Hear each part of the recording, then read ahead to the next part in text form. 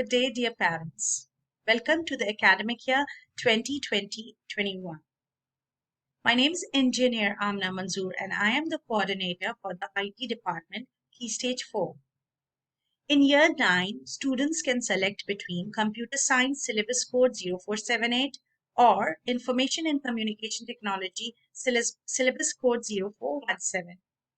Computer Science is being taught by Sir Abdul Wajid and myself, and ICT is being taught by Ms. Hema Rajiv, Sir Leslie Gordon, or myself.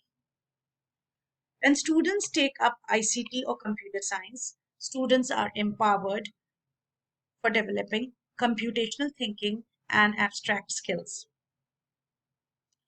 The computer science students are going to be exposed to deep links with mathematics, science, and design and technology, whereas the ICT students would be exposed to artificial systems, control systems, and system lifecycle.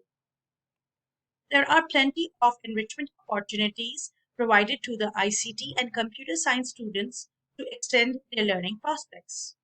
We provide students opportunity to study concepts with greater depth, breadth, and complexity, and this aids them to pursue their own areas of interest and strengths.